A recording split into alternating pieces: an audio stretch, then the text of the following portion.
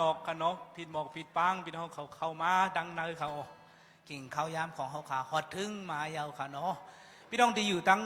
เตอค่ะเนาะสังว่าพี่น้องเขามีพี่น้องอันนั้นก็โอ้ยก็ตึกอยู่ตั้งเตออยู่ในย้อนพี่น้องกับสืบให้เขาขึ้นมาดังเนือค่ะเนาะเอาค่ะว่าดังสุดก็ย้อนหมักสูงพี่น้องเขาขากูก็กูโกนอีประดังเสียเสียมาเสียสมาเยอะก็พี่น้องเขาขาดังเสียงก็ยินโจมนะเขาอ๋อปีในเขาขับก็เลยฮบทบหันพี่น้องเมาเสียมว่าเดือดเสียน้ำกล้วยมันกะคนเก่าเขาขับก็เลยฮบทบต่อต่างเคสูพระเป็นเจ้าก็ป่องสว่าพี่น้องเขาหลายตีหลายตั้งลูกตีไก่ไปตียาวมาบางก็ตีเฮ่อตีเมาโลดเมากาก็ตีมีพองบางก็ลายเจอหลายเมียวก็ตีเฮ่อเนื้อข่าวตาข่าวตั้งของพี่น้องเขาขาเนาะก้อยกาก็ต่างเคสูพระเป็นเจ้าก็อ่อนส่งในตั้งเหี่ยวเขาเลยฮบทบกันกล้วยมันกาปุ่นเขาขัดตียองโยเฮ็ดวัดกูกวายพระเป็นเจ้าก็ซ้อมกันเดซ่าเอาวันเมื่อไงเขาย้ำในกว่าต่อถึงวันที่12 นาฬิกลางวันเตงค่ะเนาะเอาค่ะเขาค่ะเดมีดังอันเฮ็ดมิกสายาการกล้วยมกายองโยพระบินเจ้าขามซักเซเขาค่ะจะซุ่มเซอร์เป็นลูกล้างพระบินเจ้าเขาค่ะเดเป็นน้ำหนึ่งเสลียวกันเนื้อพระบินเจ้ายองโยพระบินเจ้าก็สังหลับว่าในซึ่งตั้งอันยองโยเฮ็ดว่าโกกวายด้านเขาค่ะพี่น้องสุลุมตุ่มกันจะซุ่มเซอร์เป็นกวนอยู่มาตั้งเสงเป็นที่พระบินเจ้ามีอโลเลยเจอเย้าก็มันเป็นปุ่งหางซักเซเตียนมีอาณาปุ่นดาโกนดังหนำมือเขาเลยหันมือเขาเลยตัวเขาได้หันมาหมุนพุ่งของพระเป็นเจ้าเยอะเม็ดกะหือลูกหลังพระเป็นเจ้าพร้อมใส่กันเป็นน้ำหนึ่งใส่เลียวกันโมกะหือในเขาก็เสนอในวันมื่อในตีพี่น้องเขามาอีกประดังเขาขากูก็ฮันเนาะหมังเมียวมันเต็มเปจุ่มเลือเสนำกล้วยมันกะดีมีดังหยาบอีกก็ได้มีค่ะเนาะกล้วยกะพระเป็นเจ้าก็เปจุ่มเต็มโทนดังเสียงดังหมดเพราะว่าก้นเขาขาเป้จุ่มเต็มโทนดังเสียงบนในจึงเขาก็มโลพระเป็นเจ้าต้องใช่ค่ะก็เลยเขาขากูก็มาเขาได้เฮ็ดอีสังก็ได้มีคอยดย้อมอยู่อีกได้มี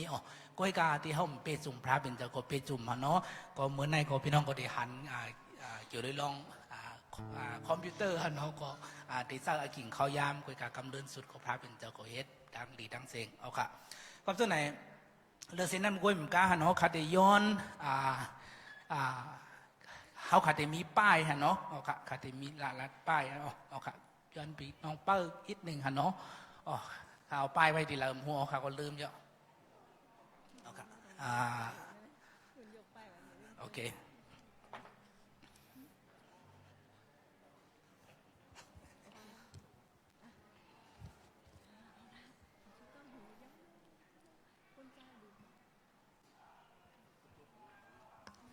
เอาค่ะข้าวยำมือเขาขา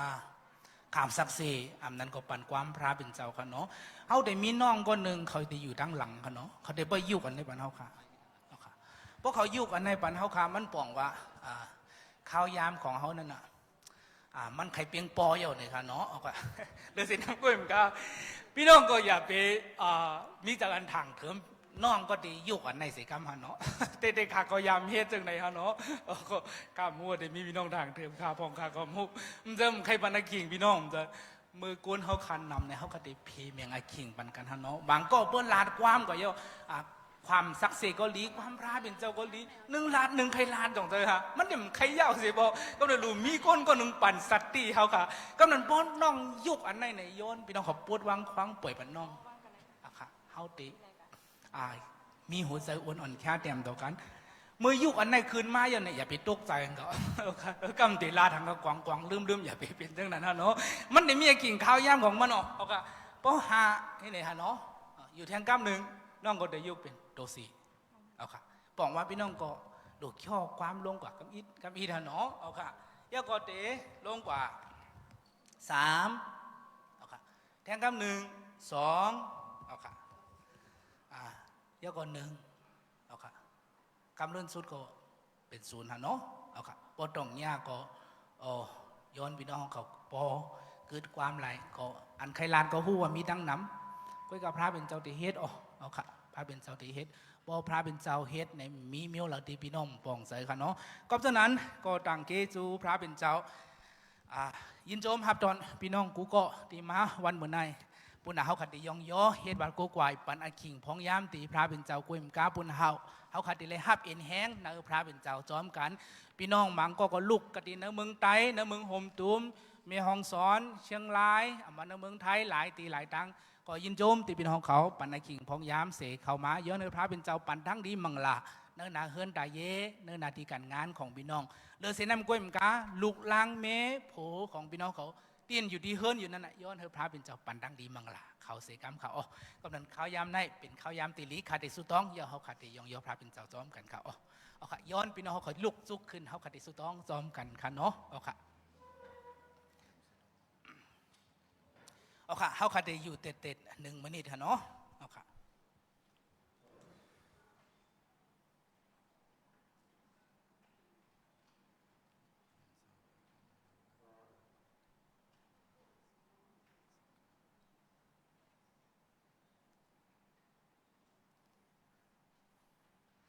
โอ้ฮาเลลูยาพระเป็นเจ้าตังเกซูพระเป็นเจ้าผู้ยามและสูงสุดปุ่นดาววันเมื่อไหร่เขาเขาเลยมีอาศักดิบแทงวันหนึ่งกวนกาเขาขาพี่น้องกวนดังน้ำเลยมาสู่ลุ่มตุ่มกันเสียวเลยปุ่นดาที่เฮ็ดวัดโกไก่ยองยอพระเป็นเจ้าปุ่นดาเขาคติเฮ็ดมิกสหายาเลยที่เลยมีตั้งอันมืดคือจำใจต่อกันกวนกาปุ่นดาเขาคติเอาเอ็นเอาแห้งในพระเป็นเจ้าปุ่นดาการงานของพระเป็นเจ้ามันได้จอดตัวกว่าเนื้อคำพันโลกาตั้งเสียงดังหมดนั้นย้อนให้มีนโมจังพระเป็นเจ้าพิกสิกลงมามีอยู่เรือนตั้งเฮาขาเสกรรมดีค่ะสังสวพี่น้องมังก็เมาโลดเมากามีตั้งหยาบผืดขันเจอมิวเหล่าเสียมบัติเข้ามาอยู่ในห้องปังกุมันในย้อนเฮาพระเป็นเจ้าปันตั้งดีมังลาปันตั้งดีมเจอปันตั้งจมเสือเลยพระเป็นเจ้าเลี้ยงดูลุมล้าอุบทิ้งอีกปัตั้งนาเฮิรนแต่เย่เขาจะซุ่มเจออยู่ตีอยู่ตั้งหลังนั้นเสกรรมดีค่ะพระเป็นเจ้าโอพระเป็นเจ้าปุณดาเขาคติเฮ็ดกว่าตั้งอันยองโยพระเป็นเจ้าเกาหลีถ่อมความพระเป็นเจ้าเกาหลีความศักดิ์สิทธิ์เกาหลีตั้งอันที่เฮ็ดมิกษาญากันเกาหลีตั้งอันที่กินข้าวน้ำตั้งกินกว่าซ้อมกันคือเลยสังย้อนให้มินโมจังพระเป็นเจ้าอ่อนส่งในตั้งเลยพระเป็นเจ้าภิกษุปันตั้งดีมังลาเสกรรมดีค่ะสังสวพี่น้องมังก็มาลอยตั้งตุกค่ะมาลอยตั้งอันโยกาตั้งไข่ตั้งเป็นพระเป็นเจ้ายุทธยาปันเสกรรมดีค่ะซาซุมเจินมาลอยน้ำตาตกอยู่พระเป็นเจ้าปันตั้งดีมังลา7 ปันน้ำตาเขาเสกรรมดีค่ะพระเป็นเจ้าโอ้พระเป็นเจ้าสังว่าพี่น้องเขามาในวันเมื่อพี่น้องขาดอีสังเสียมวันเนื้ออาศักเนื้อนาเฮิรนตายเยของน้องพี่น้องก็มีดังยังอ่านมิวเหล่าเสียมบย้อนเฮอพระเป็นเจ้าปันตั้งดีมังลาเขาเสกรรมดีข่าวพระเป็นเจ้าเลยลาด้วยว่าหาเอาเมืองพระเป็นเจ้าตั้งตราอันสื่อต่อวันตั้งตาหรือนั่นจังมันเจ้าตักปันจอมนังกาโหเจอสุมีนันเปียจูโมตังเกจูเจ้าเขาข่าวพระเป็นเจ้าวันเมื่อในเขาขับมาสอข่าวพระเป็นเจ้าวันเมื่อในเขาขับมาปุ่นดัดจูลุมตุนกันปุ่นดัดเดเฮ็ดบัดกูไก่พระเป็นเจ้าตังเกจูเจ้าเขาดีเจ้าเขาขาอ่อนส่งในตังเขาขาอยู่ก็วานก็เมืองก็ดีก็ตังก็เจอก็คือกวยการวยเกจูตังหักเมตตาพระเป็นเจ้าอ่อนส่งในตังเฮาขาเลยฮบทบกันตังเกจูเจ้าเขาขาตั้งเสียงที่เขาเคยเฮ็ดก่อนนั้นเฮาพระเป็นเจ้าเลยหับหมุนเสลเสกรรมเลยเสนำกวยมกาตั้งเสียงที่เขาเคยเฮ็ดก่อนนั้นให้เลยเป็นเครื่องตั้งลูกไอหอมหอยไอคนภายนาเจ้าก็ย้อนให้เจ้าก็หับตุงเสกรรมดีค่ะพระเป็นเจ้าเฮาข่าวคิงข่าวยำในย้อนอาวังที่พระเป็นเจ้าสั่งว่าเฮาขาตกกว่าหายกว่าจุดกว่าหลุดกว่าตั้งเสียงนั้นพระเป็นเจ้าปนันเปียเป็นสุเสกรรมไหนเฮาขยองย่ออาโกอิงปึงเนื้อเตยสุกิดป้อมมีเจ้าเฮาเฮ็ดสั่งไรป้อมมีเจ้าเฮาตันหนึ่งไรป้อมมีเจ้าเฮาจังเต็มทนเปียจุ่มไรก็นั้นเฮาขันโลเจ้าเฮาขาอาโกเจ้าเฮาขาอิงปึงเจ้าเฮาขาย้อนดังสวยแถมตีเจ้าย้อนเฮอพระเป็นเจ้าอยู่เลยกันดังเฮาขากูข้อกูกวนพระเป็นเจ้าพิกซิกอยู่เลยกันดังเฮาขาปันเอ็นแห้งเฮาขาปันดังฮัดหานเฮาขาปันดังเย็นขามเฮาขาปันดังดีมังลาปันดังโจมเซอตีเฮาขาเสกรรมไหนเฮาขาเอาอสังตานตีเฮาขาเลยอยู่นั้นย้อนอวังตีพระเป็นเจ้าย้อนในพระเป็นเจ้าสุงเสตื้อเฮามีหมอกมีหมากเฮาเกิดหมากเกิดผลโดยการฮับใจของพี่น้องอีปัดดังนาดีการงานของพี่น้องกูก็กูก้นอีปัดดังโตคาเสกรรมไหนเฮาขาสุตองอิงปึงเนื้อนามาเม็ดของสีสุกิจสุตองตีเขาอาเมน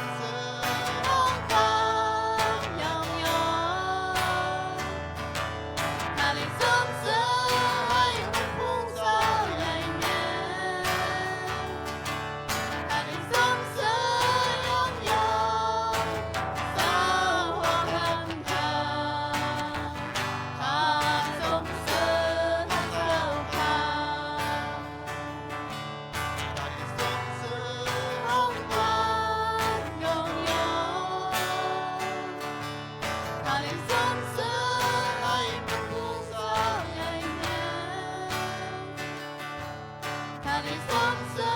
มยกย่องสาวกคำพาข้าส่งเสริมฮักเจ้าพาข้าได้ส่งเสริมวงกว้างยกย่องข้าได้ส่งเสริมให้มันภูมิใจใหญ่แน่ข้าได้ส่งเสริมยก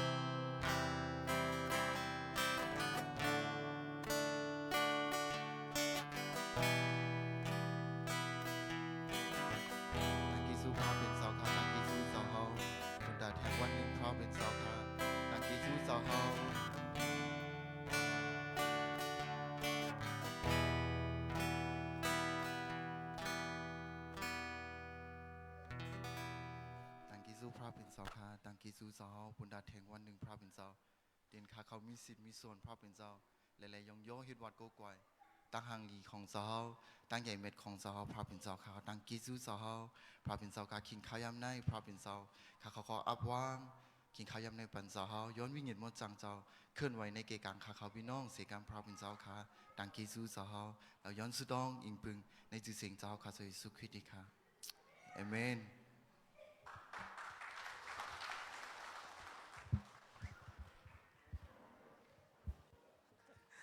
โอเคตังเกสูพระเป็นเจ้าเสียงความอ่อนโอเฮาค่ะก็แคมติดๆย้อนเสียงตบมือบุญดาน้องๆเฮาค่ะอ๋อค่ะย้อนเฮาพระเป็นเจ้าบันดังลีกูก็กินข้าวยำเนี่ยเฮาค่ะผิดปังเอาลุงเฮาค่ะเสียเฮาค่ะเนาะลุงองศาที่มาปันความพระเป็นเจ้าบุญดาเฮาค่ะตั้งเสียงเขาย้อนเสียงตบมือฮับตอนเสียลุงองศาเขาเอาค่ะยินชมค่ะจองอะไรค่ะกติเฮ็ดกันโอเค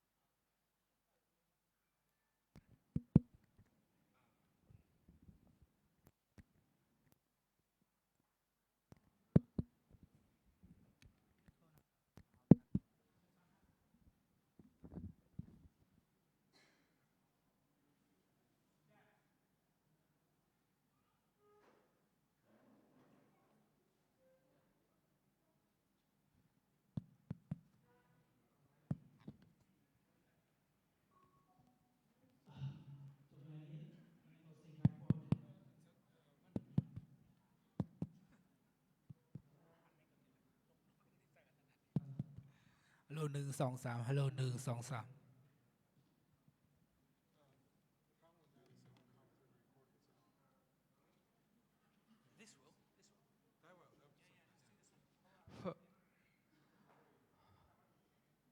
โอเคมาสุงค่ะพี่น้องค่ะข้าตั้งคิดชื่อพระเป็นเจ้าแต่เขาขามีตังโจมซื้อแต่เขาเฮ็ดในเขาเฮ็ดปังกุมใต้ปุงหางในกูปี1 ปี 1 ปอกมี20 ปีไปแต่เร็วมาค่ะเอาก็ออนตั้งสุก็เป็นก้นต่างเมืองหลายๆจุดตุ่มกันลองลอกลายเหตุการณ์งานพระเป็นเจ้าในกี่วงกันพี่น้องใต้แต่ปอกอ่อนตั้งที่เฮาเฮ็ดเฮาก็โจ3ก็ที่เป็นใต้เข้ามาก็เข้าเม่นลมกันเข้าขยุจมกันก็นั้นเทงปีเฮากลุ่มโจเอาก็ไวเซนั่นพี่น้องใต้ก็ก้อยเข้ามาพี่น้องต่างเมืองก็อ่อนตั้งสุดเฮาเฮ็ดเฮามีสกัดยานเฮาแต่พูดความกูอันว่าที่สุดพี่น้องต่างเมืองกำนำที่มีผลมีส่วนรองการงานใต้ไผ่ใต้ก็สอนเอาความใต้ให้ฟิงเงใต้ก็เฮาก็ที่สุดเฮาก็ว่าเฮากลุ่มโลเฮาก็ให้เป็นความใต้หลายๆค่ะตั้งคิดชื่อพระเป็นเจ้าพี่น้องที่ก็หามาเป็นปอกอ่อนตั้งอังเตวุ่นว่าเฮาเป็นพงเฮ็ดยังก็อังไรยินว่ามีปังกลุ่มใต้ใครกว่าความหูที่อธิเปว่าเฮาเฮ็ดกบสังมันนำเจอว่าจุ่มหนึ่งจุ่มเลยที่เต็บตะใจว่าเตเฮ็ดลองได้ค่ะมันนำเจอเป็นจุ่มเลยเจอเจ้าเลย ก็เป็นหลายๆก็จู้กันใครมีปุตตาพี่น้องใต้ค่ะได้กังเนอใน2-3 วันที่พูนมาเฮาก็เข้าโฮมป้าเนอตั้งอย่างตั้งคุกจะลายการงานภาพเป็นเจ้าเนอจุ่มหนึ่งที่อยู่เมืองไทยเอาก็มีหมอกเก่าปากก็เข้าโฮมป้าเฮาอยู่จอมกันเฮ็ดตังมิตรสหายาเฮ็ดตังกูกวยไว้สาภาพเป็นเจ้าทมความพระเป็นเจ้าอยู่โฮมรวยกันอยู่แทงตีที่เชียงใหม่ในข้าโจมนะเอามันมีตังมูลเปียอยู่ก็เหลียวข้อก็ไล่อยู่เฮ็ดสุดต้องกูวันฮับเอ็นแห้งกติภาพเป็นเจ้าก็อยู่จมพี่น้องหลายก็แต่แทงเมียวขาหูพี่น้องใต้ก็เกี่ยวปอยอย่างเช่นก็เกี่ยวมีปอยเกี่ยวมีถึงวันมันได้ข้าปงใจว่าในที่การพี่น้องใต้เปิดมี1 แห่งก็ที่เป็นใต้มีหลายก็จองหูที่เป็นขยันถึงวันมันได้มี3ก็ค่ะใน1 แห่งก็มี3ก็ที่อยู่มาเจ้าเยซูอ๋อค่ะมันนำโพนำในอัตวังอาคิง3 วันที่ขาอยู่กตีแทงตีสนาม700 ปีมีจุ่มกังคำเขาเฮ็ดเขาป่าทุงจำฟิงเงเขายึงเผาหือคนไทยป้าขาถึงมันแต่เย้าตัวเย้าค่ำและยินพลกละลงพี่น้องใต้เหข้อค่ะมีเมียนมีมองมีลาหูมีไทยมีหนำก็ห้ามและยินลงพี่น้องใต้เหเปาะค่ะอ๋อค่ะแต่ใจเล็กอินกวยกาห้ามใจเล็กค่ะหาหูว่าพระปิ่นเจ้าก็เป็นพองเหตุการณ์ในกีการพี่น้องใต้หาหูแต่จงหูในอัตวังอาคิง1 ปีที่ปูนมาใครไล่ยินลงพี่น้องใต้ก็ปาพี่น้องต่างชื่อต่างคือมาอยู่มาพระปิ่นเจ้าจงโมฮาเลลูยาฮาเลลูยามันเป็นลงแปลกเวลาซื้อใครไล่ยินลงพี่น้องใต้ก็ปาพี่น้องลิซูมาอยู่มาพระปิ่นเจ้ามากูปกก็ไล่ยินลงพี่น้องลิซูก็ปาพี่น้องใต้ก็มาอยู่มาพระปิ่นเจ้าแต่เร็วในเฮาก็ไล่ยินลงพี่น้องใต้ปาพี่น้องลิซูมาอยู่มาพระปิ่นเจ้าตั้งเกชื่อพระปิ่นเจ้าพี่น้องใต้ก็ปาพี่น้องปาโอมาอยู่มาพระปิ่นเจ้าพี่น้องปะหลองก็มาอยู่มาพระปิ่นเจ้าพี่ไอ้หลงเฮาลุงแรงเปิงก็ออกเรดิโอเนาะแล้วก็มีคนทอมย้อนอักขวางบุกความใต้มาเป็นความมานเฮ็ดยาวก็ใครเฮอพี่น้องยาคายเฮอรักคายเจ้าปุ่นดาเงาที่ได้ปล่อยแสงเรดิโอในเกี่การพี่น้องยาคายโอ้ยพระเป็นเจ้าเป็นพงเหตุการณ์ค่ะแต่พระเหลอเสียมว่าที่มีบุญมีส่วนลองการงานใต้แต่เหลว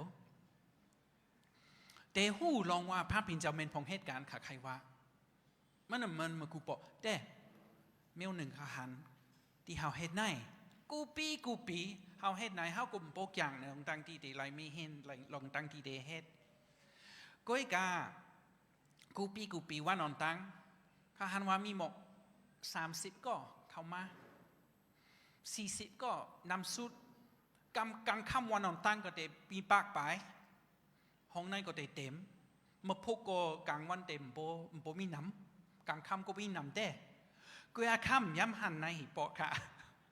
ว่าห้องในเต็มมือวันอ่อนตังคิงอ่อนตังขัดเสื้อน่ะลงหลัง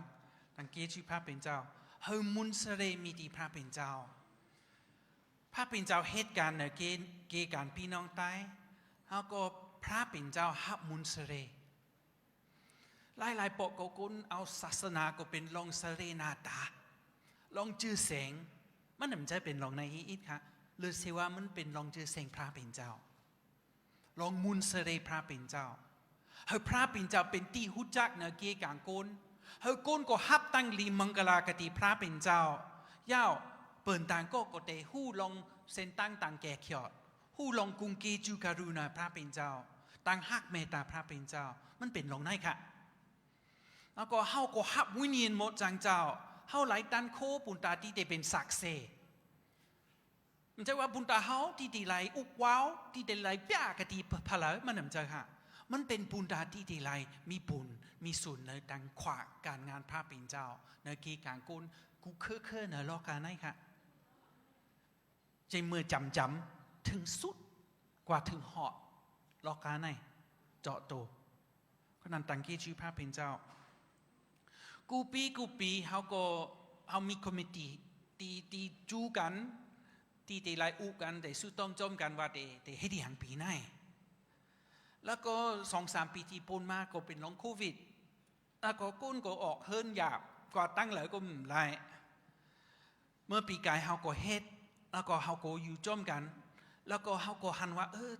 แต่เขาก็มันสุกยาวมันสุกยาวค่ะมันสุกยาวถึงคิงที่เขาหลุบาดเข้าเพื่อห้ามบาดเข้าเขาก็ตีบาดกันเนาะเขาตีปาดกันก็แอบภาพเป็นเจ้าใครพมเสียงเป่งปังพมเสียงเป่งปากกันปาดเข้าที่สุดมุนสเรมีที่ภาพเป็นเจ้าจงหูนะกีกันพี่น้องอันที่เมืองใต้กับอันที่มีเจอเสียงก็ทุ่งนาอันที่เป็นสีขาวก็เป็นผินคือว่ายาบ้านัมบัตหนึ่งนะโลกาในนัมบัตหนึ่งพลาลายมุนสเรเป็นมารซาตานก้อยเพื่อเขามีปุ่นมีศูนย์เพื่อว่ากุนเขากีกังขี้อย่างก็มีจับเซงกันตังญาจะไหนญาผินคือว่าลีอายจ้ะอันนั้นก็มันจะเป็นลงลินเมืองพระเป็นเจ้ามันเป็นลินเมืองแทงลินเมืองเขาก็พระเป็นเจ้าเป็นพงเหตุการณ์ในกีการปีน้องใต้แล้วก็เขาเหตุได้เมื่อปีกายคำหูปีในกำพงก็ได้ใครมากันในแล้วก็คำสักเซเนื้อตอนอาคิง1 ปีที่ปูนมาว่าฮันนี่หังพงพระปิ่นเจ้าเป็นพงเหตุการณ์กันแล้วมีปรัชนามีอย่างพองมากพวกใครงอกมาเกิดมากบสังโอเคก็นั้นเมื่อปีกายที่เฮาเฮ็ดไหนเฮาก็หลาดลงเข้าเงาสตังซื้อเปียวเฮาหัวเป็นพุ่งต้านโคปุตตากังตังแก่เขียวปุตตาเข้าเจริญที่อยู่มาพระปิ่นเจ้าแล้วก็เขาไหวอาเย่ลงในแต่ปีในเขาได้ไหวอาเย่ลงข้าวเงาสตังซื้อเปียวก็อีกาลองตั้งที่เขาเฮ็ดในที่คอมมิตี้ก็จุดตุ้มกันปีในเขาก็ว่าปีในเขาก็ได้ลาดลองอย่างลองตั้งที่เขาเฮ็ดในมันมีกาคานหมอกาลองตั้งที่เขาไหวอาเย่ลองข้าวเงาสตังซื้อเปียวลองตั้งควักลิ้นมึงพระเป็นเจ้าเฮ้ยพระเป็นเจ้าก็เป็นที่หุ่จักเนื้อเกี่ยกันกูคือเขาเหมือนหือแต่ลงในเพื่อเขาโวนเขาอังเตโวนว่าแต่นั่นจะมีหวังเมลตีเขาโลจุนเขาอังเตโวนลงต่างเมลในอาสาเขาเมื่อเขามาอยู่มาพระเป็นเจ้าเขาเต็มโวนแต่เขาโลจุนที่ได้มาอยู่มาพระเป็นเจ้าขาคุกสไลสเทนุ่มอันที่อยู่ในธรรมะแกมลิกนะมากูขนันลงซิบนะเป็นก้อนที่เป็นมีเจอมีตาเป็นก้อนที่มีเจอแสงเป็นก้นนุ่มหนังเก่าก็อยากเป็นเตพระเลก็เตโรเซเขาก็เป็นก้นที่กำจังจมตราอ๋อค่ะมันจะเป็นก้นให้หนังเก่าก็อยากมันกว่าจู้เจ้าเยซูจะเนี่ยมันกว่าจู้เจ้าเยซูแล้วก็ใครฮู้ว่าเตไล่ตั้งแก่เขียวจะหือแล้วก็เจ้าเยซูลงละลงตราก็ในก็มันกว่าจมตราตาสีอยู่ยาวก็เจ้าเยซูหันเจ้าเยซูฮู้ว่าก็นั่นก็เป็นสะเทแล้วก็เจ้าเยซูก็ใครเฮมันกว่าขายอุกจาจะเนี่ยก็ว่ามันเป็นข้อขี้ลึกอุนทานองก็นั่นแต่เจ้าเยซูก็ตึกฮักเขาอยู่โอเคฮักเขาโอเค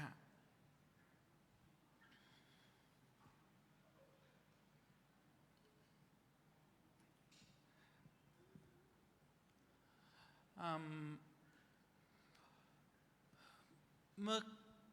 เขาขาดตึกนุ่มๆอยู่ก็อยู่เมืองกดีอังกฤษค่ะภาพเป็นเจ้าเมนพงเหตุการณ์ในนาเฮนายค่ะมีค่ะต่างค่ะ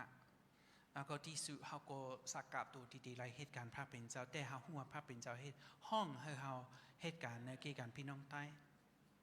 แล้วก็ okay oh it'd be great that doesn't work with that อ๋อ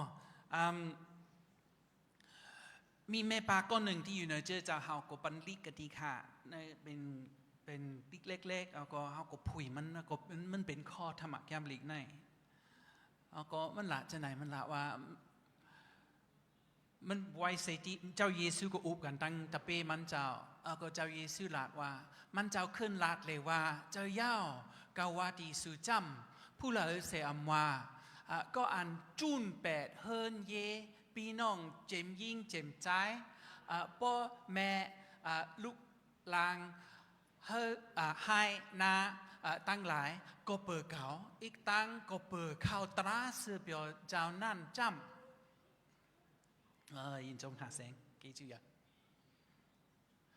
ก็นั่นตักลายคำเอาอาเกียวในจูปานในปากปูนอันว่าเฮินเยปีน้องเจมยิ่งเจมใจพ่อแม่ลูกล้างหายนะอีกตั้งอันนิจจะเงินเซเหลออเนจะนาก็ตักลายคำเอาอาศักทวราตั้งกี่ชื่อพระเป็นเจ้าโอ้ยินจบค่ะยินจบค่ะโอ้ยสุดยอดนี่ฮะจ้ะยินจบค่ะ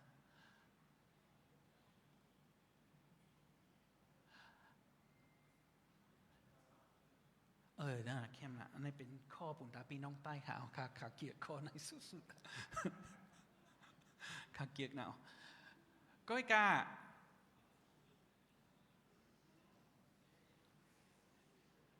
เจ้าเยซูฮู้ว่าเพลกว่าจอมมันเจ้าเดโลจุนเจ้าเยซูก็ห้องกุนหาป่าดีกว่าหากุนเจ้าอ่อนตั้งสูตรกุนตีเจ้าเยซูห้องก็เป็นกุนหาป่าก็เปิดเจ้าเยซูก็เป็นนายเจ้าเยซูละลองตั้งหาป่าก็เต้เจ้าเยซูก็ห้องให้กุนก็มาจูมันเจ้าแล้วก็กว่าจอมมันเจ้าลูกจุกกูก็ค่ะเฮาแต่เฮ็ดกว่าจมกว่าจงขาเกียกนะเนาะจงต้องน่ะก็พูดว่าขาหันพี่น้องก็ใครรับหายโยโอเคจมกว่าข้าได้จมเจ้าเยซูกว่าตั้งเลยกว่าเมื่อเลยข้าได้จมมันเจ้าจมกว่าข้าได้จมเจ้าเยซูคำตุข้าเสียมว่าข้าจมตาเสจมกว่าข้าได้จมเจ้าเยซูกว่าตั้งเลยกว่าเมื่อเลยข้าได้จมมันเจ้าจมกว่าข้าได้จมเจ้าเยซูคำตุข้าเสียมว่าข้าจมตาเสคำตุข้าเสียมว่าข้าจมตาเสข้าได้สุดต้องกำเจ้าทวราพระเป็นเจ้าตีข้าเจ้าเนื้อเจ้าตั้งหลายคุณหอคำเหนือคุณหอคำเขาคุบมุกต่อหน้าต่อตาเจ้าตีข้าเขาเป็นเผอตีเจ้าก็ได้ไล่ห้องตีได้ไล่มาจูเจ้าตีได้ไล่มีบุญมีส่วนในลินเมืองเจ้าอันเป็นลินเมืองอันหมดจังโอ้พระเป็นเจ้าตีข้าเขาเป็นเผอกี่จูเจ้าตีข้าในวันมาในเขาก็ไล่จุดตุ่มกันย้อนตั้งพิจิกโดยพุ่งตันเขาวิญญาณหมดจังเจ้าเสกำคาย้อนจะเขาพุยเปิดหมักตาหูจะเขากูก็เสกำเลยพระเป็นเจ้าตีข้าเขาดูจะเขาเด็ดกว่าตั้งกี้ชื่อจะเขาตีข้าเขามีจะเขาก็มาเย้าจะเขาก็อยู่โฮมเลยกันตั้งกี้ชื่อจะเขาตีข้าเขามุนเสด็จมีทีจะเขาเสกำคาย้อนจะเขาจอยเขาไล่ด้วยธรรมะแก้มลิแล้วก็ป้องใจเล่งใจเสกำเลยสุดต้องในนามจะเซงเจ้าเยซูคริสต์ตีข้าออกนางลองกะอินจมค่ะก็ยังคำหูพี่น้องก็มาจูพระเป็นเจ้ามันมืนหือพองค่ะจงไรเงี้ยตังหยาบก็เปิดตั้งที่เป็นศักดิ์เสคำหูกำพงอังเดียเยอะมากในนาฮือนายขี้ยันก็เป็นไรค่ะก็เขาหัวพระเป็นเจ้ามีลูกพระเป็นเจ้ามีหลานนั้นเขาก็หัวพระเป็นเจ้าก็ใครให้เขาซึกซ้ำกันตังเขาซื้อโอเคใครยำกว่ามันเดเลบอกหนึ่งแล้วก็มีก็อ่อนโหเจอเจ้าก็ถามข่าวว่า สู้เจ้าก็เป็นคริสเตียนโยโย่เนี่ยคือว่าเป็นคริสเตียนที่เกิดใหม่สู้เจ้าเป็นคริสเตียนโยโย่เนี่ยคือว่าเป็นคริสเตียนที่เกิดใหม่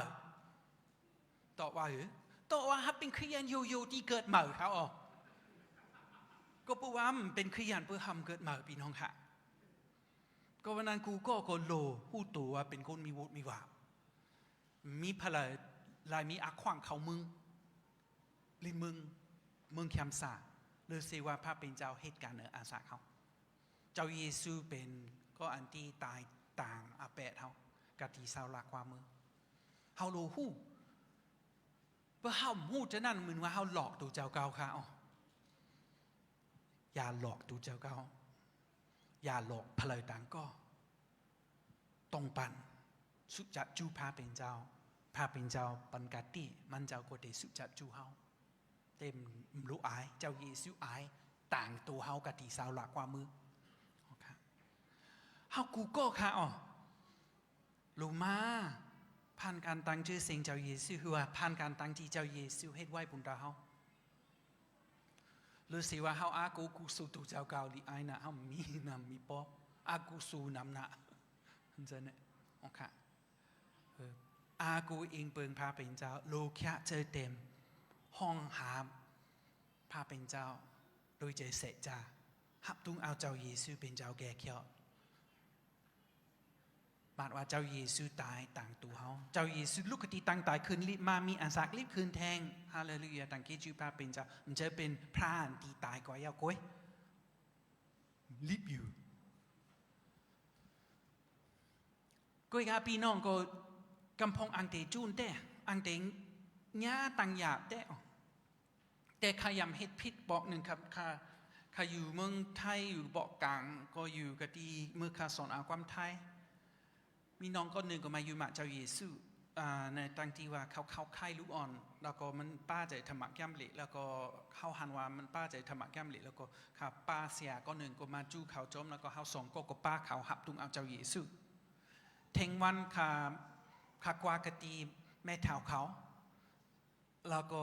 ป้าน้องก็อยู่จมกตีเฮิร์นเขาแล้วก็ข้ากวาจูแม่เท้าเขาแล้วว่าน้องใหม่ในเขามาอยู่มาเจ้าเยซูแต่แล้วเขาเป็นขี้ยันเขาเต็มไล่ใส่บิณฑบาตเขาเต็มไล่ตักเขาปุ่นหุ่งหางสังทูปุ่นตาปุ่นเจ้ามันเต็มมีปุ่นมีซุนเต้คำเฮ็ดถูกข้าเฮ็ดผิดค่ะข้าเฮ็ดอ่อนตั้งวิญญาณโมจางเจ้ามันจะ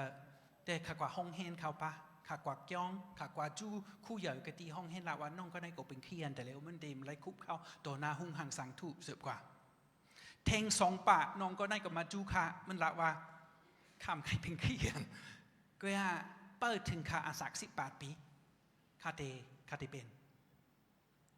มันเป็นก็เปิดเกจูการุณาพระเป็นเจ้ามันจะลอกไล่เฮาก็ยกหนามันหนึ่งลีก็ยังพระเป็นเจ้าเจ้า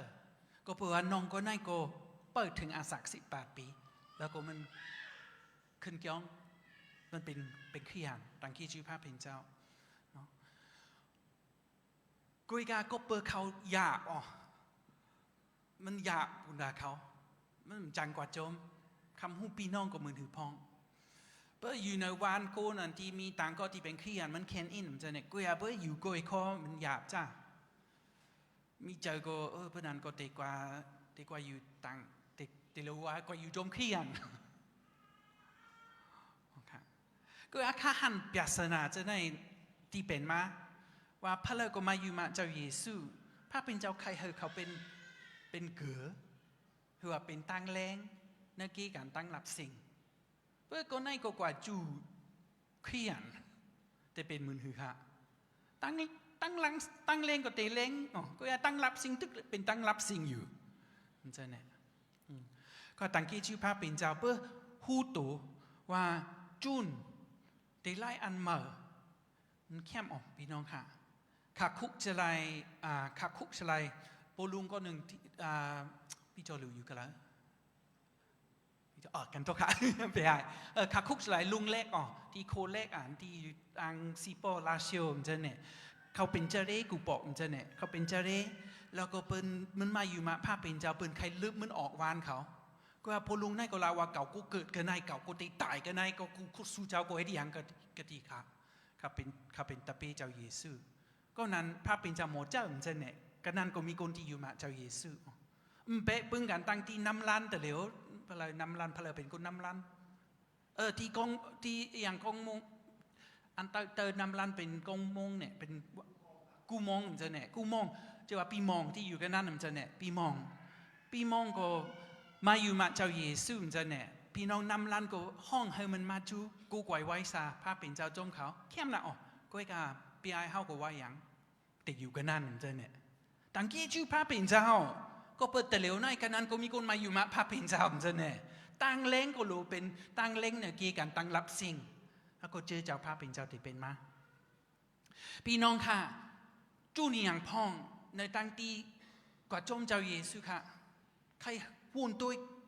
ใครให้ตัวเจ้าเก่าก็วุ่นตัวจงย้ำจุน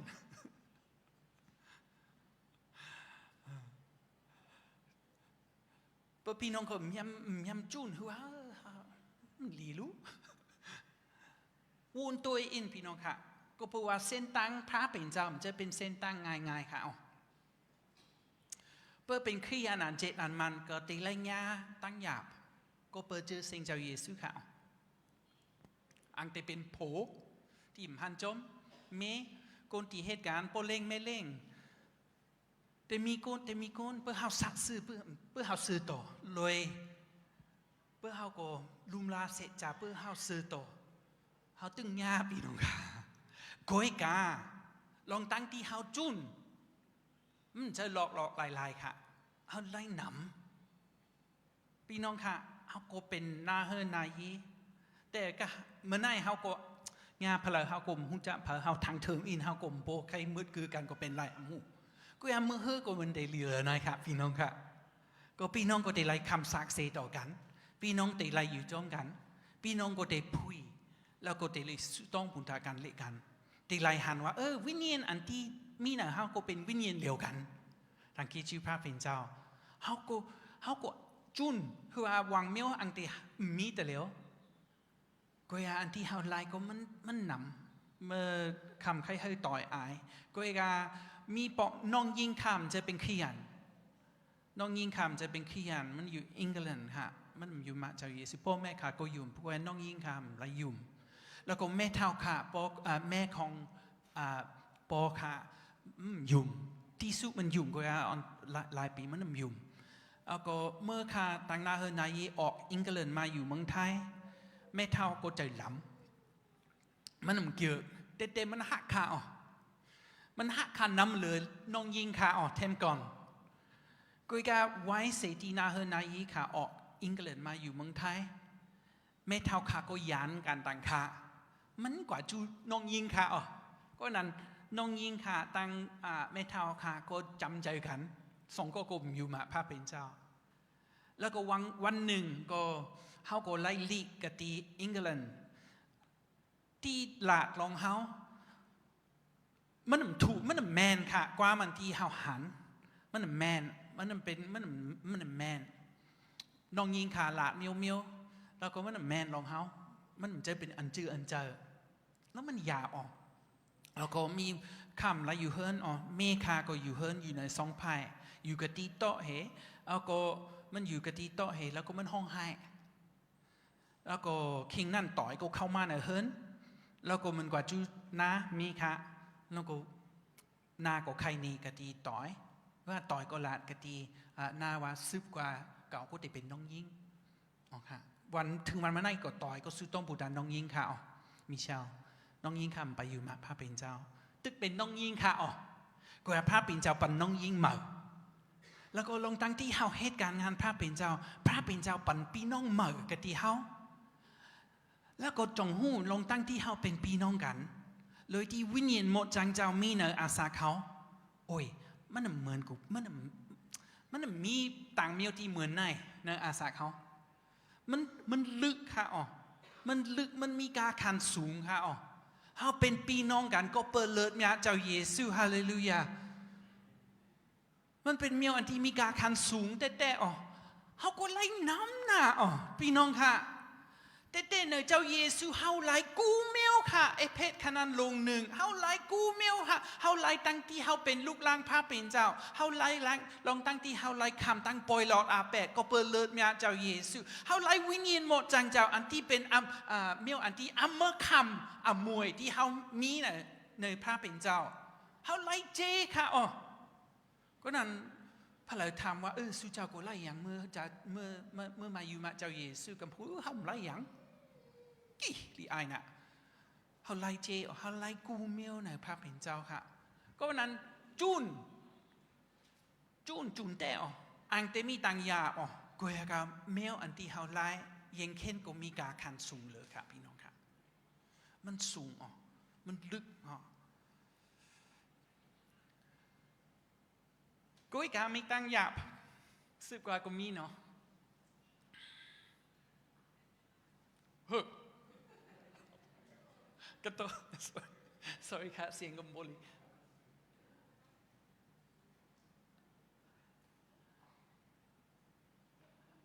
นั่นข้อนั่นติไลตังนิกจากเงินเซนั่นนะโอเคติไลตังหยาบค่ะพี่น้องค่ะจงหันพี่น้องก็หันเนาะให้นะอีกตั้งอันนิกจากเงินเซหรือเนจะนาก็ไลตักคำเอาอสักทวราแล้วก็เมื่อกี้เขาก็คุกไลเซเทหนุ่มนะก็นั้นมันหลาดว่าในวันนั้นเสก็กุ้นน้ำหนาชื่ออันตกออนตางนั่นตักตกลื่นเข้าน้ำหนาชื่ออันตกลื่นนั่นตักหอดอ่อนตางขลาดว่าอันนี้ก็เป็นข้อที่เข้มบุตรพี่น้องใต้กบสั่งก็เพราะว่าพระเป็นเจ้าเหตุการณ์ในเกี่ยการพี่น้องต่างชื่อต่างคือโอเคก็อยากแต่เร็วในเจ้าเยซูจำไม่ยาวพี่น้องค่ะอันนี้ก็เป็นคิงกาละเลินสุดตัวอิสราเอลแต่เร็วตัวยูเครนแต่เร็วตัวอิธิโอเปียแต่เร็วตัวเมืองมันแต่เร็วห้ามรู้ทางเทอมพี่น้องค่ะโอเคก็พระเป็นเจ้าเป็นพงเหตุการณ์ในเกี่ยการพี่น้องใต้เมื่อก็ยังไปยาวเขาก็ยังรู้จุนอยู่เขายังรู้เหตุอยู่พี่น้องค่ะเขารู้มีสะพ่อเหมือนเหรอค่ะข้าคุกใส่เจ้าเยซูแต่ก็ยังข้าคุกใส่เซาโปลูในฟิลิปปินส์นะมัวเซาโปลูก็มีที่โรมาหรือว่ามีที่เอเปเมื่อเต็มลีฟิลิปปินส์ก็ยังมันเป็นลีกอันที่แคมแต่ว่าก็มันละลงอาศักตูเจ้าเก่าเจ้าฟิลิปปินส์โปลูก็มันมีเจ้าจะหือมันว่าจะไหนมันว่าในวันนั้นเสกอาเกียวอันที่เก่าไล่เฮ็ดมาเจอนั่นมาเร็วในเก่ามาเป็นอันซุ่มแปดปูนอาเกียวเจ้าคิดเขาคุกจะไล่อาศักกูปอกขาคุกสายออดมากูปอกก็อยู่กับตีเมล่าทางวัดดีกว่าสแกนดิเนเวียหรือกว่าออสเตรเลียหรือดีกว่าแคนาดาเจอเนี่ยโอเคซุ่มทางเกจิฟ้าเป็นเจ้าโอเคทำรู้เสียไรเขาก็ไล่นำเลยที่เขาก็จุนก็อย่าเขาจุนอังแต่ทางวันลูกก็ติไล่เห็นแต่กระโตสูงกับที่อเมริกาก็ติไล่การเข้มก็ติเล่งปอแม่ถึงสุดจะเนี่ยก็ยังไรกว่าจมก็ยังเพนกันภาพเป็นเจ้าลีเลยนะครับเนาะต่างที่ชื่อภาพเป็นเจ้าซาโปลูเป็นก้อนที่เห็นสูงค่ะมันก่อนมีปัญญาฮะมันเป็นกันก้นฟาริสีค่ะก็ยังมันมาเมียวอันที่เขาเป็นเมียวอันที่เขามีมือเป็นก้องขี้นั่นน่ะมันจะว่าสูเมียวก็มันมากว่ามันเป็นเมียวที่มีกาขันเปิดแตกตัวตังเมียวที่เขาไล่ในเจ้าเยซูคริสต์ค่ะจงพี่น้องถึงจุดนั้นอาสากคือว่าดึกจักจ้อยเมียวอันเก่าเนี่ยจุนพี่น้องค่ะว่าแต่มันเก่ามาลองตั้งกูเจอกูปึงซุ่มอาเกียวยาวก็เปิดเก่าไล่อันยากนะอันว่าปัญญาอันหูจักเจ้าพระเก่าเจ้าเยซูคริสต์ ปุณตาอาเกียวมันเจ้าจึงเขาจุนแปดตั้งเสงตั้งหลงยาวอ้อเขามาลงตั้งชื่อได้เป็นอันลีห้างเอเศษปุนลองนางหือเตไลอาเกียวเนเจ้าคริสแหละเฮ้ยแข็มจ้ามันอะไรอุบว้าวลองเมียวเมียวดีเขาเฮ็ดเขาองกยองสุงกาหือเขามันว่าค่ะมันมาตูเจ้าเขาก็เป็นขี้ข้าเจ้าเยซูคริสต์ค่ะกุยกาลองตั้งที่เป็นขี้ข้าเจ้าเยซูคริสต์เป็นข้าเจ้าเยซูคริสต์โอ้เข้มหนาพี่น้องค่ะเข้มเตะค่ะอ๋ออยู่บุญตาเจอเซงตูเจ้าเก่ามันนำจะอยู่เฮ้ยเจ้าเยซูก็ไล่เจอมีเซงลีเลยเข้มจ้าพี่น้องค่ะอันนี้เป็นฟิลิปปีขนาดลง3ขนาดออนเก่านะเฮ้ยไล่เข้าโฮมป้องเนอมันเจ้านั่นอ้อเก้ายังเตอิงปึงตั้งอันซื้อตัวตูเจ้าเก่าอันไล่มาก็เปิดปิญญาตราแหละก็อิงปึง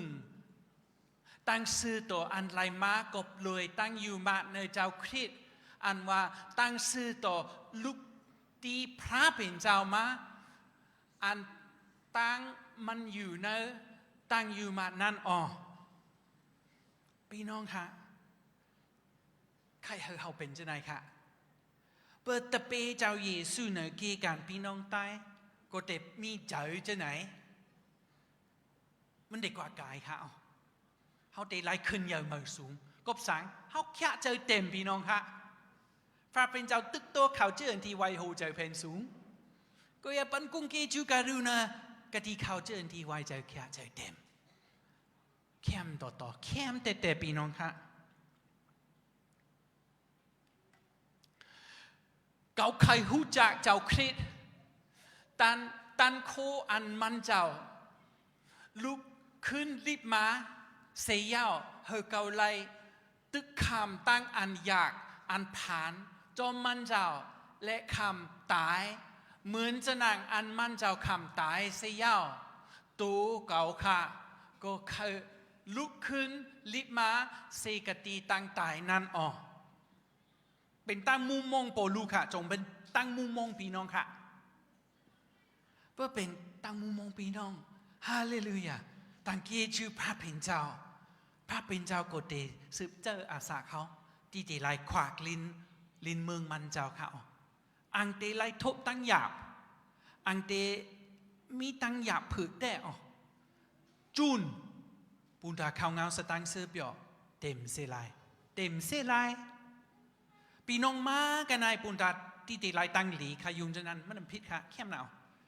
ก็ยังเข็นหลีเปิดพี่น้องมากันนายปูนตาที่ตีเป็นตั้งหลีปั่นตั้งหลีก็เพื่อเขาไล่ยาวพี่น้องค่ะเขาไล่เจ้น่ะเจ้าเยซูคริสต์ยาวค่ะอ๋อเขาเต็มเขาก็เป็นคนมักมีปั่นกตีกันเนื้ออาตอนอาคิง2-3 วันที่เขาอยู่จอมกันเขาก็ได้ไล่มีตั้งมูลเปียวตั้งซื้อเปียวก็เปิดตั้งปั่นก็มันมีกาคันใหญ่เหลือตั้งหับจะเนี่ยพี่น้องก็นั้นเปิดพี่น้องก็มีเจอมาหับแค่อ๋อลีน่าอ๋อแต่ไล่หับก็พี่น้องก็มีเจอใครปั่นแคมต่อแคมจ้ะเขาคาเตสุต้องบุดาพี่น้องพระเป็นเจ้าจะอยู่จอมกันดังเขาฮาเลลูยาตั้งเกจูจะเขาที่ค่ะเขายองย่อนามาจะสิงจะเขาเป็นเพอที่พระเป็นเจ้าจะเขาก็ที่ไล่ลึกเอาที่ไล่เก็บเอาเนื้อเกี่ยกันพี่น้องใต้หรือพี่น้องต่างจื้อต่างคือพระเป็นเจ้ามันจะว่าเขาเป็นก้นจังเหลือเพลอคือว่าหมดจังเหลือเพลอก็ว่าพระเป็นเจ้าเหตุการณ์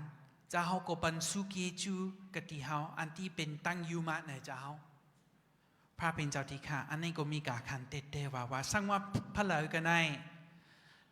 ตึกมีตั้งหยาบในเจ้าลองตั้งตีไร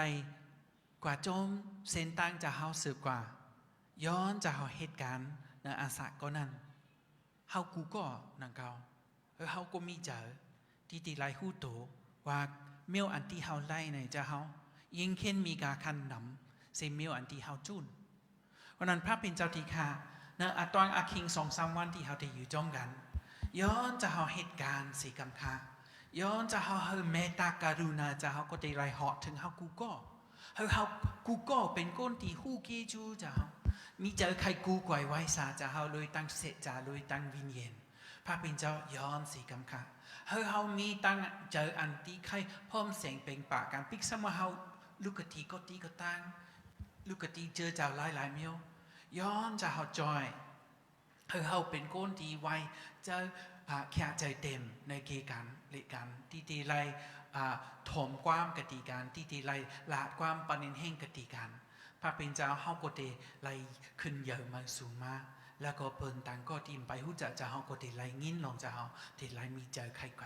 กว่าจมพระเป็นเจ้าเฮาตั้งลีมังกลาจะเฮาก็เตไรต่อขอต่อถึงเฮากูโก้นที่อยู่กันในเสกรรมค่ะฮาเลลูยาตังกี้จูจะเฮาดีค่ะที่เฮาไล่อักความที่ไรอยู่จ้องนั้น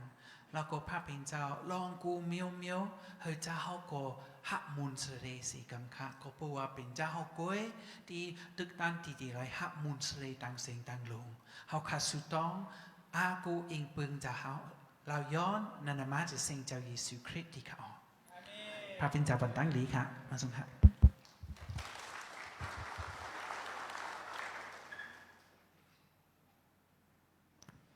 อ๋อค่ะกังเกซูพระเป็นเจ้าข้อความของพระเป็นเจ้าโคติไหลเอ็นไหลแหงเตะค่ะเนาะเพราะฉะนั้นกังเกซูลุงเขาขาย้อนเสียงตบมือปั่นลุงเขาขาแตงคำลุงเขา